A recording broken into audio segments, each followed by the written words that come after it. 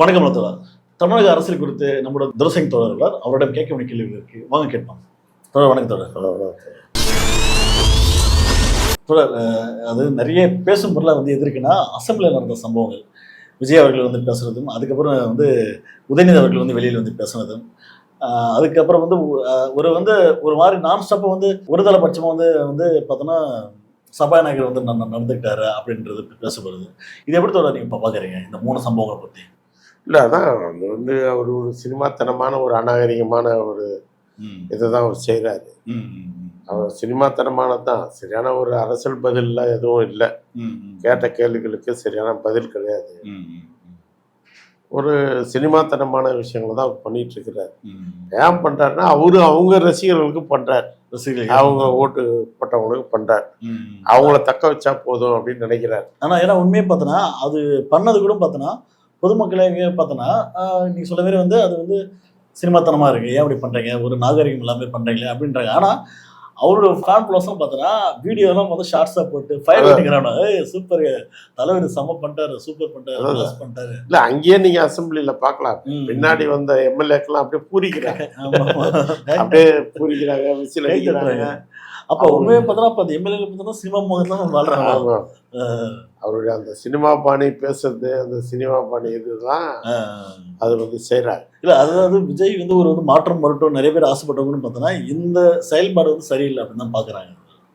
இல்லை, அவர்கிட்ட இதை மீறி எதிர்பார்க்க முடியாது. இன்னொன்று, இவங்க வந்து அதை வந்து ஒரு சினிமா தனன்றதை விட இவங்க இதே போல வந்து எம்ஜிஆர் இப்படி தான் விமர்சனம் பண்ணாங்க. எம்ஜிஆர் இப்படி தான் நடந்தினார், எம்ஜிஆரும் இப்படி தான் நடந்துட்டார். அவங்க மக்களை கவர பண்ணுறதுக்காக தேவையான விஷயங்களை தான் அவர் செஞ்சார்.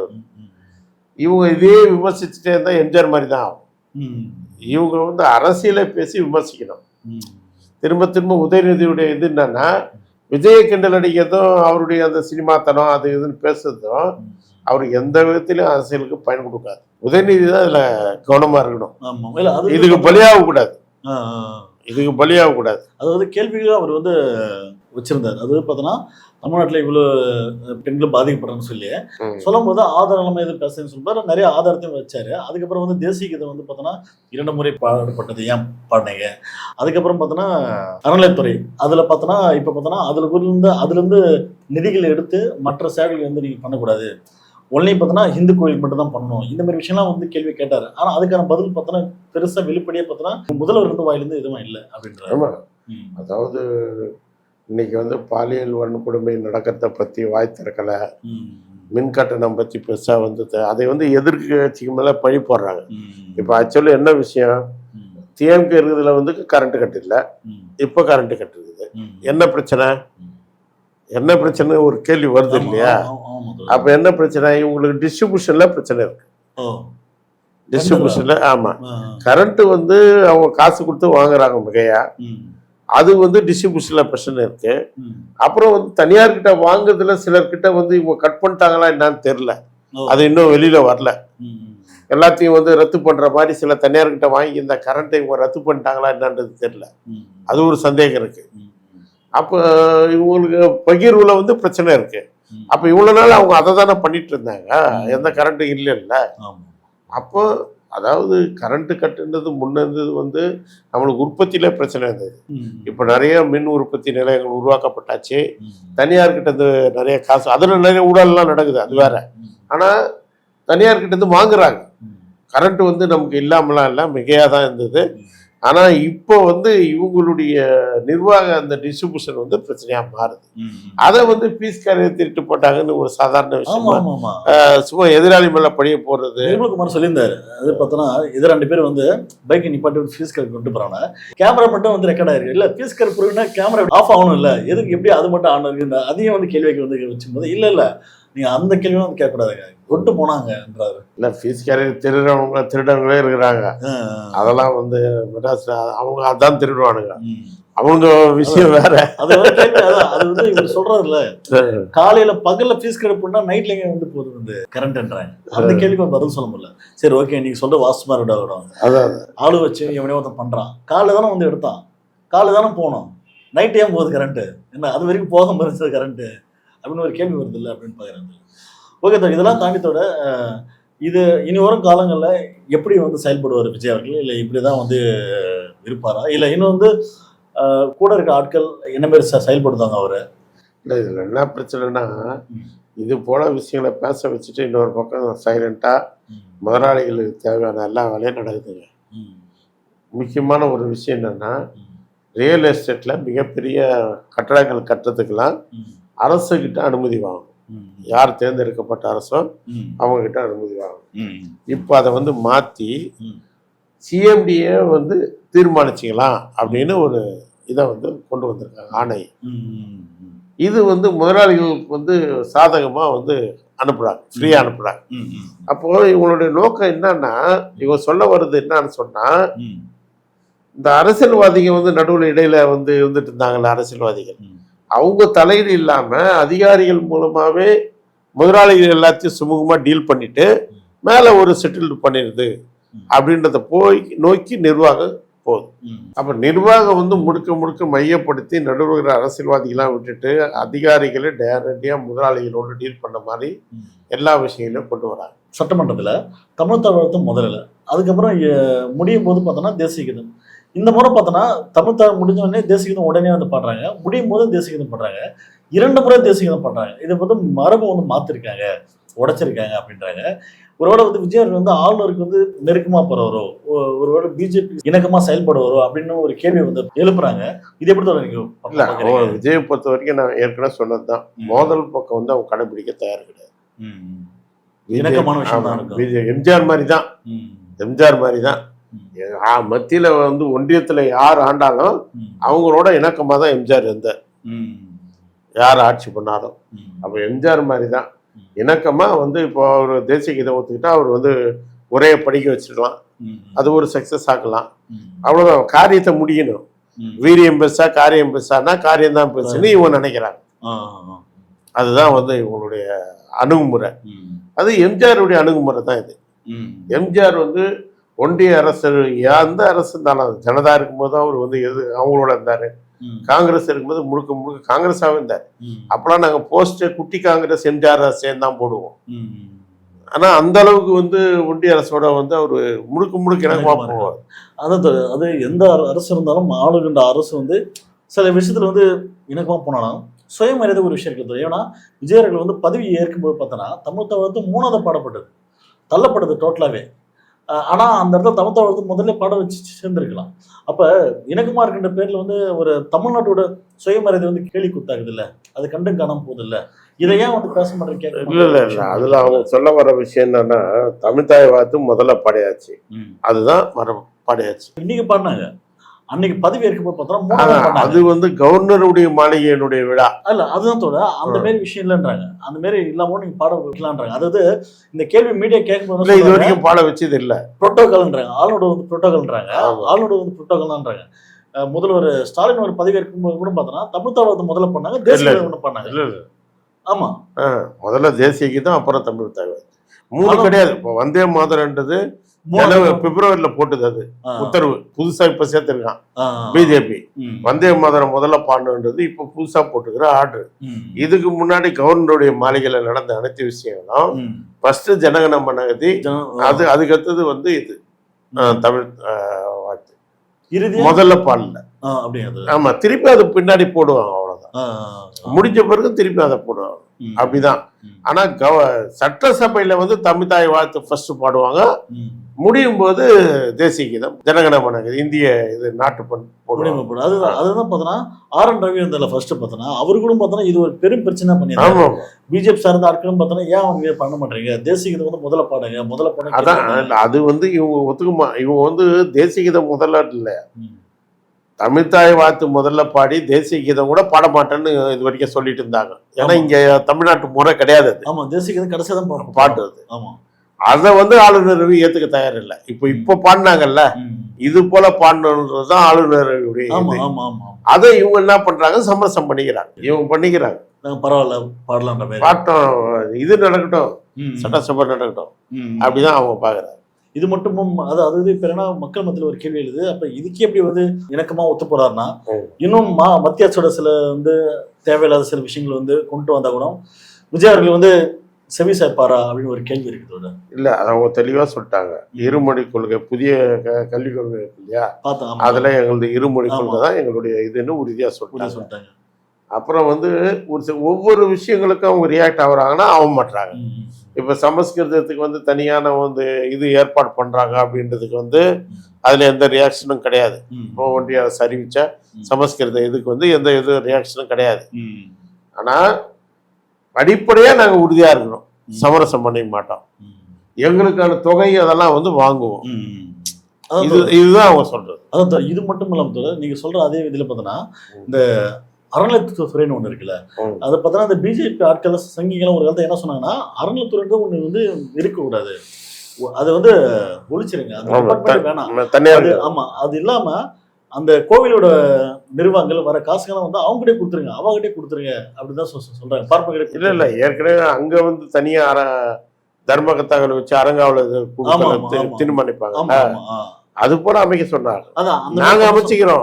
ஆமா, அப்படிதான் சொன்னாங்க. இது வந்து பண்ணக்கூடாதுன்னு சொல்லிட்டு தான் இருந்தாங்க போன ஆட்சியில். ஆனா இந்த முறை என்ன சொல்றாங்கன்னா அறநிலையத்துறை வர்ற காசு முழுக்க முழுக்க கோவிலுக்கே அப்படின்ற ஒரு வார்த்தை சொல்லிட்டு அது ஹெட்டா சொல்லிட்டு கீழே அன்லைன் பண்றாங்க. இது நாங்கள் வந்து பள்ளிக்கும் மருத்துவத்துக்கும் கூட இதை வந்து பயன்படுத்திக்கலான்றாங்க. இப்ப இது வந்து ஒரு பிஜேபி செயல்படுறோம், இங்க ஒரு இது இருக்குல்ல, இதை வந்து சொல்ல வேண்டிய அவசியம் ஒண்ணு இல்லை. இவ்வளவு நாளா எப்படி இருந்தோ அதே நீங்க ஃபாலோ பண்ண வேண்டியது தானே. ஆனா என்ன சொல்றாங்கன்னா அறநிலையத்துறையிலிருந்து வர காசுகள், அதாவது இந்து கோயிலிருந்து வர காசுகள் இந்து கோயில் வளர்ச்சிக்கு மட்டும்தான். அந்த ரமேஷ்னு ஒருத்தர் இருக்கிறாருல, அவர் சொல்றாரு இந்து கோயிலுக்கு வளர்ச்சி நிறைய தேவைப்படுது, பாத்ரூம் கட்டுன்றாரு.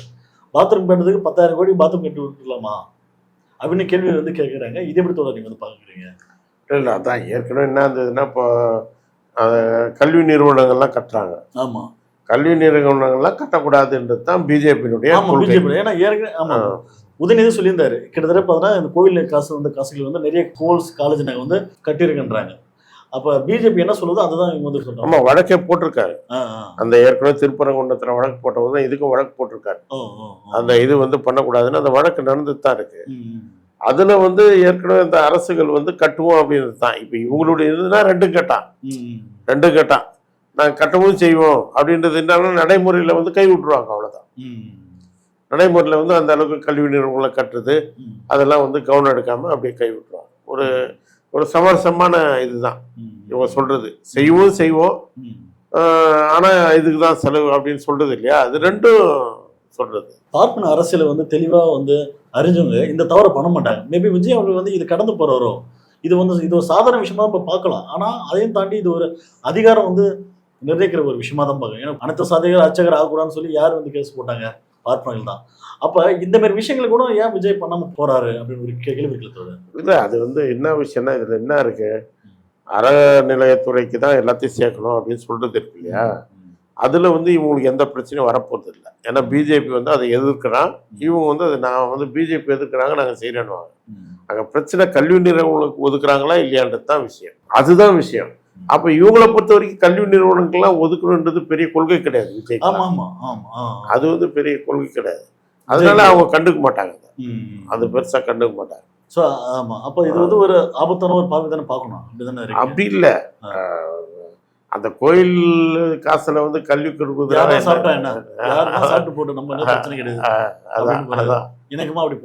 நம்ம கொள்கை என்னன்னா கல்வி, அதாவது கோயில் சொத்துக்களே வந்து என்ன பண்ணணும்னா அரசு கஜானா கொண்டு வரணும், நம்ம கொள்கை தான்.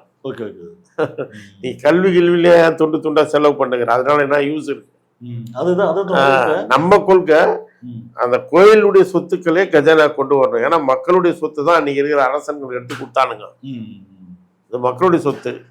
இன்னைக்கு கொடுக்குற பணம் எல்லாம் மக்களுடைய பணம், அதை கஜானாக்கு சேர்க்கணுன்றது தான் நம்மளுடைய கருத்து. அதாவது இப்போ வந்து பிஜேபி சார்ந்த ஆட்கள் வந்து அது ஏன் வந்து சொல்லணும்னா அறநிலையத்துறை வர்ற காசுலாம் பார்த்தோன்னா அது ஒன்லி இந்துக்கள் போகிற காசு மட்டும்தான்.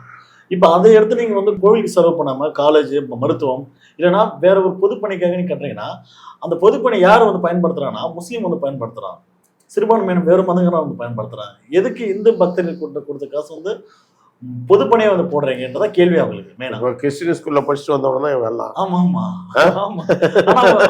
அந்த கேள்வி பண்றாங்கல்ல, கிறிஸ்டின் ஸ்கூல்ல படிச்சுட்டு வந்தா கிறிஸ்டின் ஹாஸ்பிட்டல்ல தான் போய் ட்ரீட்மெண்ட் எடுக்கிறான். ஆமா, இப்ப ரமேஷ் என்ன சொல்றாரு, ஊட்டியில மல்டி கார் பார்க்கிங் எதுக்கு பண்றீங்க? கோவில் காசு எடுத்து எதுக்கு மல்டி கார் பார்க்கிங் பண்றாங்க? ஒரு கோவில்ல வந்து அங்க கார் பார்க்கிங் பெரிய இஷ்யூவா தான் இருக்கும். ஏன்னா அது வந்து ஹில்ஸ் ஏரியா. பொதுப்படை மக்களுக்காக தானே பண்றாங்க. அது ஏன் வந்து எல்லாருக்கும் யூஸ் பண்ற மாதிரி பண்றீங்கன்னு அவரு கேள்வி இது பண்றாரு. அதுக்கு பதில் நல்லா தான் சொல்லியிருக்காரு சேகர் பாபு. அதாவது அது வந்து ஒரு டூரிஸ்ட் பிளேஸா இருக்குது, பார்க்கிங் நிறைய பிரச்சனையா இருக்கு, அதனால எல்லா கணக்கும் வச்சுக்கிட்டு தான் பண்றோம். அது கோயிலுக்கும் தேவை இருக்குது, அங்க இருக்கிற டூரிஸ்டா வரவங்களுக்கும் தேவையா இருக்கு. ரமேஷ் என்ன பண்ணாரு, இப்ப அந்த இதே வந்து இது பண்ணிட்டாராம், கேன்சல் பண்ண ரத்து பண்ணிட்டாரு. ஆமா, ரத்து பண்ணா அவரு பாத்ரூம்க்கு கட்ட போறது சொல்லிக்கிறாரு. அந்த கோயிலுக்கு பாத்ரூம் தேவைப்படுதுன்றாரு. எங்க 10 கோடி கொண்டு போய் பாத்ரூம் கட்டி விட்டுருவாரா? இல்ல அப்படிதான் ஒரு கேள்வி இருக்குல்ல. விஜய் வந்து நாளைக்கு வந்து பிஜேபிக்கு எதிராக வரும்போது தான் விஜயோட அவங்க மோத ஆரம்பிப்பாங்க. அது மட்டும் இல்லாம அண்ணாமலை இறக்கி விட போறாங்க. நம்ம ஏற்கனவே பேசணும்ல அண்ணாமலை பத்தி, இறக்குவாங்க. இல்ல விஜய் வந்து அசிமி வர சொல்லிட்டாரு. மத்திய அரசோட வந்து எனக்குமா தான் நாங்க வந்து இப்ப இருக்க போறோம், எந்த ஒரு பாரபட்சமும் இல்லை அப்படின்னு சொல்லியிருக்காரு. தெளிவா இருக்கிறாங்க, காய் நகர்த்துறாங்க. இப்ப ராஜ்யசபா இருக்குது, ராஜ்யசபா வந்து என்ன பண்ணாங்க, ராஜ்யசபாவில் இவங்க நின்னாங்கன்னா போய் அங்கே வந்து நிறைய பாலிசி மேக்கிங்லாம் எடுக்கணும். நீங்கள் யாருக்கு சப்போர்ட் பண்ணால் 1000 பிரச்சனை வரும். அந்த ராஜ்யசபா ஒரு சீட்டை தூக்கி காங்கிரஸ் கொடுத்துட்டாங்க. இப்போ அங்கே போய் அங்கே இது வந்து ஒன்றியத்தில் வந்து எந்த அரசியலும் இவங்க செய்ய வேண்டிய தேவையில்லை. தமிழ்நாட்டுக்கான அரசியல் செஞ்சால் மட்டும் போதும். மற்றபடி பார்லிமெண்ட் எலெக்ஷனில் வர ரிசல்ட்டை வச்சு அவங்க முடிவு எடுத்துப்பாங்க. அவ்வளோதான். நிற்கிறது வேறையாக இருக்கும், பின்னாடி வந்து முடிவு வந்து வேறையாக இருக்கும். ஓகே, இப்போ வந்து அண்ணாமலை வந்து தனி கட்சியை வந்து இப்போ ஆரம்பிச்சுக்கிறாரு. அவரோட வருகை நீங்க எப்படி தொடர் பாக்குறீங்க? அது வந்து என்ன மாதிரி செயல்படும், என்ன மாதிரி எதிர்பார்ப்பு வந்து இருக்கும்? விஜய்க்கு எதிராக நிற்குமா, இல்லை திரும்பவும் வந்து டிஎம்கே எதிராக வந்து நிற்குமா? அது இல்லை, விஜய் டிஎம்கே ரெண்டுத்தையும் எதிர்ப்பாங்க, ரெண்டுத்தையுமே எதிர்ப்பாங்க. அதாவது விஜய்க்கே போட்ட வலதுசாரி ஓட்டுகள்லாம் வந்து அண்ணாமலைக்கு வரும், அது பிரியும். ஒரு நிச்சயமற்ற ஒரு யாரும் மெஜாரிட்டி வராத ஒரு சூழலை வந்து உருவாக்காங்க இந்த 3 பேர் அரசியல். உதயநிதி, அண்ணாமலை, விஜய் அரசியல் வந்து ஒரு நிச்சயமற்ற தன்மைக்கு போகிறதுக்கான வாய்ப்புகள் இருக்குது. அப்படி ஒரு நிலையை உருவாக்கி வந்து ஒரு கூட்டணி மந்திரி சபைக்கு ஃபர்ஸ்ட் முயற்சி பண்ணுறது, அப்புறம் கொஞ்சம் கொஞ்சமாக அடுத்த கட்டத்தை நோக்கி நகருது அப்படின்னு பீகார் மாதிரி பண்ணதுக்கான முயற்சி தான் எல்லாமே. ஏன்னா பிஜேபின்றது வந்து இங்கே வேலைக்கு ஆகலை, அதனால அண்ணாமலை வச்சு அதே ஆர்எஸ்எஸ் வந்து முயற்சி பண்ணுறாங்க. அதுக்கப்புறம் பார்த்தீங்கன்னா இப்போ மேகதாது அணை அந்த இஷ்யூ வந்து போயிட்டு இருக்குது. இது விஜயோட ஸ்டாண்டு எப்படி தொடர்பு இருக்கு, நீங்க எப்படி தொடர்பு? இல்லை, இது கொஞ்சம் வரலாற்று ரீதியாக பார்க்க வேண்டியது. ஓகே, இது என்னன்னா ஆச்சுன்னா பிரிட்டிஷ்காரனுக்கும் மைசூர் ராஜாவுக்கும் போட்ட ஒப்பந்தம். அப்போ கட்டினதான் இந்த டேம்லாம். அன்னைக்கு மைசூர் ராஜாவை தலையில தட்டி இவன் வந்து நிறைய இது பண்ணிட்டான் பிரிட்டிஷ்காரன். அப்போ அதுக்கப்புறம் என்ன ஆச்சுன்னா 1924 ஒரு ஒப்பந்தம் போட்டாங்க.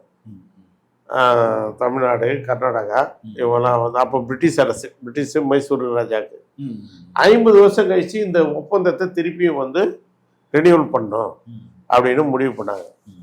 இது வந்து ஒரு 70களில் ஒரு போராட்டம் நடந்து, அப்போ என்ன ஆச்சு சொன்னா தமிழ்நாடை சேர்ந்த அந்த தஞ்சாவூரை சேர்ந்த ஒரு விவசாயி வந்து வழக்கு போடுறாரு, நடுவர் மன்றம் அமைக்கணும்னு வழக்கு போடுறாரு.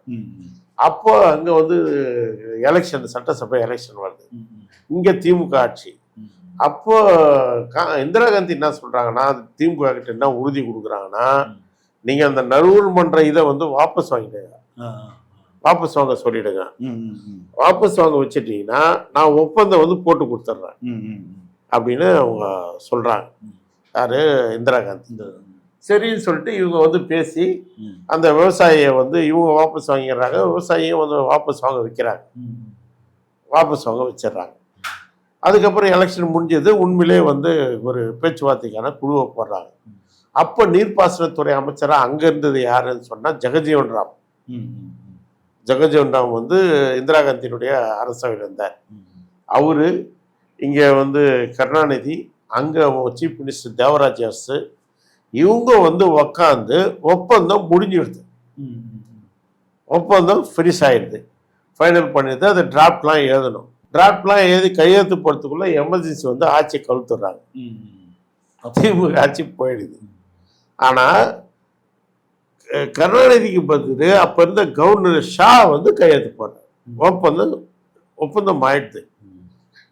அப்போ 74 ஒப்பந்தம் காவிரி இது முடிஞ்சது தோட. ஆனால் எம்ஜிஆர் கவர்னர் ஆட்சி முடிஞ்சு எமர்ஜென்சி முடிஞ்சு ஆட்சிக்கு வர்றாரு எம்ஜிஆர். எம்ஜிஆர் இந்த ஒப்பந்தத்தை நடைமுறைப்படுத்த மாட்டார். ஏன்னா இது கருணாநிதிக்கு பேர் போயிடும் அப்படின்ற ஒன்று ஈவுகள்னால அதை அப்படியே தூக்கி குப்பை தொட்டியில போட்டுட்டு இவரு பாட்டுட்டு அதை வந்து கண்டுக்கிறதே இல்லை, கண்டுக்காம விட்டுறாரு. அவங்க கர்நாடகா வந்து இவருக்கு கடிதம் எழுதுறாங்க ஆனா இவர் கண்டுக்கிறது இல்லை. எம்ஜிஆர் பண்ண அந்த துரோகம் தான் இன்னைக்கு வரைக்கும் நமக்கு பிரச்சனையா இருக்கு. மேகதாது மண்டல இல்ல, காவிரி இஷ்யூ ஃபுல்லாவே நடுவர் மன்றம் பின்னாடி அமைச்சது, நமக்கு போதுமான தண்ணி கிடைக்காம போனது எல்லாமே பிரச்சனை. அன்னைக்கு நடந்த ஒப்பந்தம் ஒழுங்கா நடைமுறை ஆயிருந்தா இந்த சிக்கல் வந்திருக்காது, அடுத்தடுத்து போயிட்டே இருந்திருக்கலாம் நம்ம. புரியுதுங்களா? அப்ப எம்ஜிஆருடைய துரோகம் இருக்கா இன்னைக்கு வரைக்கும் பேச மாட்டான். திமுக காரங்களுக்கே இது தெரியல. நான் 91 இதை எழுதியிருந்தேன். நான் அப்ப 91 வந்து காவிரியை பற்றி ஒரு வரலாறே எழுதியிருந்தேன். அந்த நம்ம மதுரையில ஒரு ராணி இருந்தாங்களே மங்கம்மா, அவங்க காலத்துல இருந்து இந்த காவிரி சண்டை நடந்துனுங்க. அப்பத்துல இருந்து கட்ட போனதை வந்து இவங்க எல்லாம் ஒன்னா சேர்ந்து படையெடுத்து போய் நொறுக்கிட்டு வராங்க. தடுப்பு மாதிரி கட்டுறாங்க, அதை இவங்க போய் படையெடுத்துட்டு போய் நொறுக்கிட்டு வராங்க. அது போல திப்பு சுல்தான் கட்ட போகும்போதும் பிரச்சனை பிரிட்டிஷ்காரன் வந்து இது பண்றான். அப்போ ஒவ்வொரு வரலாறே இருக்கு இதுக்கு, சும்மா கிடையாது. ஆனா அது முடிஞ்ச ஒரு ஒப்பந்தத்தை ஒரு துரோகம் பண்ணதுனால இன்னைக்கு வரைக்கும் பிரச்சனை ஆயிட்டு தான் இருக்கு தோழர். இது மாறி மாறி தான் ஆகும். இப்போ வந்து மேகதாதுக்கு இவங்க நடுவர் மன்றம் அமைக்க சொல்றாங்க, அதை தான் வந்து விஜய் ஏத்துக்கிறாரு. அது வந்து திமுக போன மார்ச்சில் எடுத்த நிலைப்பாடு. இது திமுக அவங்க அரசுல எடுத்த நிலைப்பாடு. என்ன விஷயம்னா மேகதாதுல கட்டலாமா வேணாம்ன்ட்டு தானே தவிர ஒட்டுமொத்த காவிரி கிடையாது. ஏன்னா காவிரிக்கு ஏற்கனவே நடுவர் மன்றம் அமைச்சு அது தீர்ப்பு சொல்லி அதுக்கு இப்போ ஒரு ஆணையம் வந்து அமைச்சு, அந்த ஆணையம் வந்து அதிகாரம் இல்லாத ஆணையம், நடுவர் மன்றம் சொன்ன இது கிடையாது. நாம சொல்றதோ நடுவர் மன்றம் சொல்றதோ என்னன்னா சுதந்திரமான ஒரு இது அமைக்கணும். அதாவது சுப்ரீம் கோர்ட் மாதிரி தேர்தல் ஆணையம் மாதிரி ஒரு சுதந்திரமான ஒரு இதை அமைக்கணும். வாட்டர் போர்டு அமைச்சு அது கண்ட்ரோல்ல இருக்கணும், கர்நாடக கண்ட்ரோல்ல இருக்கக்கூடாது. இந்த அணைகள் எல்லாம் யாருடைய கட்டுப்பாட்டுக்கு போயிடணும், மேட்டூர் வரைக்கும் தமிழ்நாட்டு அணைகள் கூட எல்லாமே அந்த வாட்டர் போர்டுடைய கட்டுப்பாட்டுக்குள்ள போயிடணும். ஒரு சுதந்திரமான ஒரு அமைக்கும். அதுல விவசாயிகள் கொண்ட குழுக்கள் வந்து அமைச்சு அவங்களுக்கு இது பண்ணணும். நம்ம நிலைப்பாடு 90 இருந்து இதுதான் நம்ம வச்சுட்டு இருக்கோம். அது இல்லாம சர்வதேச ரீதியான ஒப்பந்தங்கள் விதிகள்லாம் நிறைய இருக்குது. ஹெல்சிங்கில ஒரு 56 ஒரு மாநாடு நடக்குது. அதுல ஒரு 10 இது பண்றாங்க. அதன் பிரகாரம் கூட நம்ம நடத்தணும்னு சொல்றோம். அதெல்லாம் இவங்க எதுவும் செய்யறது கிடையாது. ஏன்னா இந்த அரசியல்வாதிங்க ஒரு தேர்தலுக்காக அதை விளையாடுறாங்க. எப்பவுமே 2 பேருமே தமிழ்நாட்டிலையும் சரி அங்கேயும் சரி. எம்ஜிஆர் விளையாடி தானே இவ்வளவு பிரச்சனை ஆச்சு. எம்ஜிஆர் விளையாடினா நடுவில் இந்த ஆணையம் இருக்குது, அந்த பல்லு இல்லாத ஆணையம், இதை அமைக்க சொல்லி இவங்க வந்து ஏற்கனவே நடுவர் மன்றம் போட்டதை அமைக்க சொல்லி தான் போராட்டமே. இவங்க வந்து போராடினாங்க. அப்ப அதிமுக என்ன பண்ணாங்கன்னா சந்திரசேகர் இப்ப இருக்காருல்ல சீஃப் மினிஸ்டர், அவரு பிஜேபி அரசு மீது ஒரு நம்பிக்கையில்லா தீர்மானம் கொண்டு வந்தார். அந்த நம்பிக்கையில்லா தீர்மானத்தை வந்து திருப்பி அதை திசை திருப்புன்ற பேர்ல காவிரிக்காக போராடுன்ற பேர்ல இவங்க வந்து என்ன பண்ணாங்கன்னா அதிமுக டெய்லியும் பார்லிமெண்ட்டை வந்து இது பண்ணாங்க, புறக்கணிச்சு அங்க வந்து நடத்த விடாத பண்ணாங்க. இதனுடைய விளைவு தான் இந்த ஆணையம். இந்த ஆணையம் இப்போ போட்டுக்கிறதுல இதுக்கு பெரிய அதிகாரம்லாம் கிடையாது. அங்க இருக்கிற ஒன்றிய அரசினுடைய அமைச்சர் சொன்னா அது கேட்கும். அது அவ்வளவுதான். அதுக்கு பெரிய சுதந்திரம்லாம் ஒன்றும் கிடையாது. அது பெருசா ஒன்றும் தீர்மானிச்சிட முடியாது. அப்ப இப்பயும் கேம் தான் அது. இப்ப என்ன பிரச்சனை இவங்க ஏன் சொல்றாங்கன்னா இந்த ஆணையத்தின் மேல நம்பிக்கை இல்லை. ஏன்னா இவன் வந்து மேகதாது அணை வந்து அதாவது கீழ்ப்பாசனம் இருக்கிறவங்களுக்கு கேட்காம எதுவுமே செய்யக்கூடாதுன்னு ஏற்கனவே நடுவர் மன்றமும் சொல்லியிருக்கு, அதை உச்ச நீதிமன்றம் உறுதிப்படுத்தியிருக்கு. ஆனா இவன் என்ன பண்றான்னா அதை கட்டக்கூடாதுன்னு சொல்லாம அதை பத்தின ஒரு விரிவான ஒரு திட்ட அறிக்கை கொடு அப்படின்னு சொல்றான் அந்த ஆணையர். அப்ப அந்த ஆணையர் மேல நம்பிக்கை இல்லை அப்படின்னு சொல்லி இவங்க ஒரு நடுவர் மன்றத்தை இந்த மேகதாதுக்கான இதை வந்து அமைக்க சொல்றாங்க. அதுல ஒரு ரிஸ்க் இருக்கு. என்ன ரிஸ்க் இருக்குன்னா அந்த நடுவர் மன்றம் நம்மளுக்கு எதிராக தீர்ப்பு சொன்னா அதை கேட்டாகும், அந்த பிரச்சனை இருக்கு. ஆனா இப்ப இருக்கிற ஆணையத்திலுக்கிட்ட இருந்து இந்த எந்த உத்தரவும் ஆணையம் போற்றாதபடி நாம வந்து இந்த நடுவர் மன்றத்தின் மூலமா தடுக்க முடியும்னு இவங்க நினைக்கிறாங்க. திமுக தான் நினைக்கிறாங்க. அதுதான் இப்ப விஜயும் வந்து நினைக்கிறாங்க. ஏன்னா அவங்களுக்கு ஆலோசனை சொல்லக்கூடிய அந்த இவங்க வந்து வக்கீல்கள் வந்து அதான் ஆலோசனை சொல்றாங்க.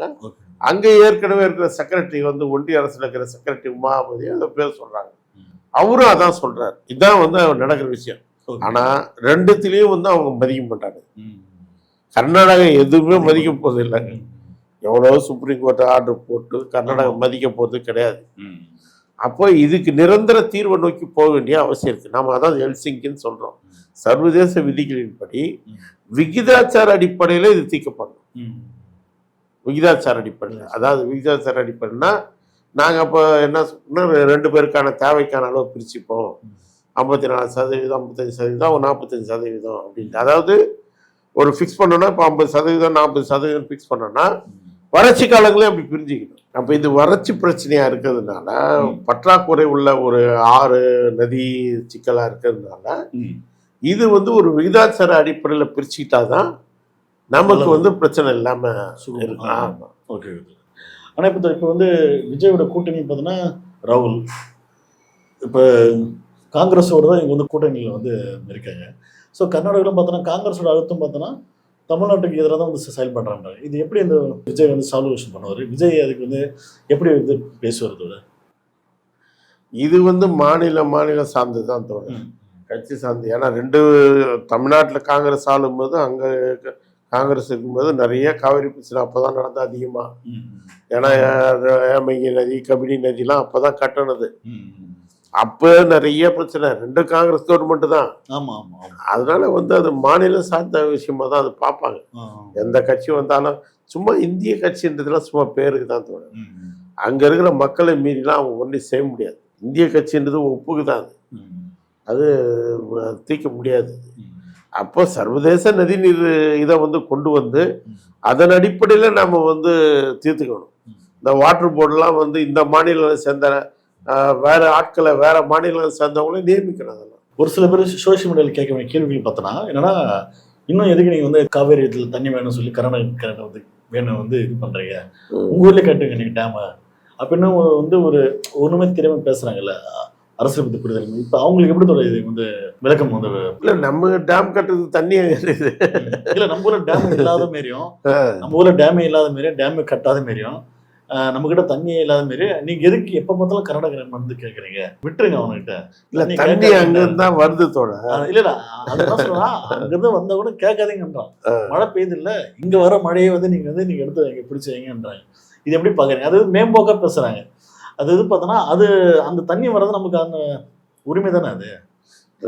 அதாவது அது பாரம்பரிய உரிமை தோட, அந்த காலத்துல இருந்து இருக்கிற உரிமை. அது விஷயம் என்னன்னா வந்து இந்த பற்றாக்குறை உள்ள நதிகள் எல்லாம் உலகம் எல்லாம் பிரச்சனை தான். இந்தியாவில் இருக்கிற எந்த நதி நீர் சிக்கலும் தீர்க்கப்படல. கர்நாடகாவோட கிருஷ்ணாக்கும் ஆந்திராக்கும் கூட மகாராஷ்டிரா, ஆந்திரா, கர்நாடகா பிரச்சனை இருந்துன்னு தான் இருக்குது கிருஷ்ணா நதி நீரில். அப்படி ஒவ்வொரு நதி நீர்லையும் இருக்குது. அப்போ இந்தியா, பாகிஸ்தான், பங்களாதேஷ் பிரச்சனை கூட இருக்கு. ஆமாம். அப்போ அந்த பற்றாக்குறை உள்ள நதிகளில் வந்து பிரச்சனை இருக்குது. இன்னொன்று, நாளுக்கு நாள் இவங்களுடைய இது வளர்ந்துட்டு போகிறது இருக்கு இல்லையா? நகரங்களுடைய வளர்ச்சி, குடிநீர் தேவைகளுடைய வளர்ச்சி, தேவைகளும் அதிகமாகுது. தேவைகள் அதிகமாகிற அளவுக்கு வந்து மழை பெய்யணும் இல்லை, எங்கே பெய்யும்? அதாவது இவங்க சொல்கிறாங்க இல்லையா, 740 டிஎம்சி என்பதே வந்து உறுதியானதே கிடையாது. 680 டிஎம்சி அதான் வந்து ஓரளவு ஸ்டாண்டர்டு. பழைய ஒப்பந்தம் போட்டது அந்த பழைய ஸ்டாண்டர்டில் தான். அதனால தான் அந்த 76 ஒப்பந்தம் வந்து ரொம்ப முக்கியமான எம்ஜிஆர் துரோகின்னு நம்ம ஏன் சொல்கிறோன்னா அதனால தான் சொல்கிறோம். அந்த அளவுக்கு வந்து ஒரு குறைவான ஒரு சோர்சஸை வச்சுட்டு நம்ம வந்து மதிப்பிடும்போது பிரச்சனை வராது. நீ வந்து வராத சோர்சஸை வச்சுட்டு நீ பங்கீடு பண்ணும்போது பிரச்சனை வரத்தான் செய்யும். அப்போ நமக்கு இருக்கிற பிரச்சனை என்னன்னா, நம்ம செக் டேம்ஸ் கட்டலாம். இங்கே இருக்கிற கொஞ்சம் நதிகளை வந்து பக்கம் இருக்கிற ஆறுங்களை வந்து இணைக்கலாம். அதிக இயற்கை பாதிப்பு இல்லாத பகுதிகளில் ஏற்கனவே சிற்றோடைகள் நிறைய இதெல்லாம் வாய்க்கால்லாம் இருக்குது. அதை ஒட்டி இங்கே இருக்கிற இவங்களை இணைக்கலாம். இதெல்லாம் கொஞ்சம் நம்ம பண்ண வேண்டியிருக்கு. நம்மகிட்டே நிறைய பிரச்சனை இருக்குது. நீரை சேமித்து வைக்கிற தன்மையை வந்து இவங்க இன்னும் வளர்க்க மாட்டாங்க. 76ல் போட்டாங்க ஒப்பந்தம். அதை நடைமுறைப்படுத்தி தான் கர்நாடகா கேட்டான். அப்போ நீ சேமித்து வைக்கிறேன்னு சொன்னி எங்கடா செஞ்சேன்ட்டு எம்ஜிஆர். அப்போ போட்டு 40-50 வருஷத்துக்கு முன்னாடியே இந்த பிரச்சனை கர்நாடகாவே எழுப்பியிருக்கிறாங்க. அது இல்லாம ஒப்பந்தமும் ஆயிருக்குது. ம். அப்போ இங்க சேமிச்சு வைக்கிற இதை வந்து இவங்க வளர்க்கல. அங்க கர்நாடகா என்ன பண்ணிருக்கான், ம். மேல இருக்கிற இதெல்லாம் ஏரியில கட்டி பம்பிங் பண்றான். கிருஷ்ணராஜசாகர் டேம்ல இருந்து கேசர் டேம்ல இருந்து பம்பிங் பண்றாங்க, மேல பண்றாங்க. கீழே வரக்கூடிய பகுதி கூட கிடையாது. அவ்வளவு ஏரிகளை உருவாக்கி இருக்காங்க, புது ஏரிகளை. இவன் ஏரிகள்லாம் தூத்து பில்டிங் கட்டுனுங்கிறான், மூடி கட்டிட்டு இருக்கேன். மூடி கட்டிட்டு இருக்கிறானுங்க. செக் டேம் கட்டுறது இல்ல. அப்ப இவங்க வந்து தூர் ஒழுங்கா வாரது கிடையாது. சும்மா கடைசி நேரத்துல கொஞ்சம் கொஞ்சம் வாரி வாரி தூத்து போயினுக்குதுங்க. எல்லாம் வீடை கட்டிக்கிட்டு அதை கட்டிட்டு போயினுக்கிறாங்க, ஏன்னா தண்ணி வர்றது இல்லைன்ட்டு. தென்மேற்கு பருவ காற்று வந்து மழை வந்து ஓரளவுக்கு கொஞ்சம் உறுதியானது. கர்நாடகாவில் பெய்கிற மழை அது. நமக்கு இங்கே போய்க்கூடிய வடகிழக்கு பருவமழை வந்து உறுதியானது கிடையாது. எப்பவுமே வரும் போகும் வரும் போகும். அதனால தான் அந்த அந்த தண்ணிக்காக நம்ம பார்க்குறோம். ஆமா, எதிர்பார்க்குறோம். ஆமா, அந்த தண்ணிக்காக. அது ஏன்னா அது எப்பவுமே காவிரியில ஓடும். ஆமா, வெயில் அடிச்சாலும் மழை பெய்யலாம் கூட அது கம்பல்சரி. அது பெரும்பகுதி வந்துடும். ஸோ அந்த தேவைக்காக தான் இப்போ நம்ம பார்க்குறோம். நம்ம எல்லாமே காவிரி, பெண்ணாறு, பாலாறு மூணுமே மேற்கு தொடர்ச்சி மலையிலேருந்து வருது. ஆனால் அது கர்நாடகாவில் இருக்குது எல்லாமே. நம்ம கிட்ட கிடையாது. நம்ம கிட்ட இருக்குது தாமிரபரணி மட்டும்தான். அதாவது இப்போ ஒரு தண்ணி சேமிப்புன்றது நீங்கள் கரெக்டாக சொன்னீங்கல்ல, மழை பெய்யணும், வருஷம் வருஷம் கரெக்டாக பெஞ்சாதான் அந்த தண்ணி வரும். அப்போ அந்த பகுதி மட்டும் தான் அந்த மழை பெய்யுது. ஆமாம், அது இப்போ இமயமலையிலேருந்து வரக்கூடிய அந்த கங்கை சிந்து வழிலாம் வந்து பனி உருகி வர்றது. அதெல்லாம் பனி உருகி வெப்ப காலங்களில் வர்றதை வந்து நதிகள் அதெல்லாம். அது போல இது கிடையாது. இங்க இருக்கிறது எல்லாமே மழைனால வந்து. ஆமா, ரொம்ப நன்றி தோழர். ஒரு நேரம் ஒதுக்கணும் பதில் சொல்றதுக்கு. சந்திப்பு தோழர். நன்றி.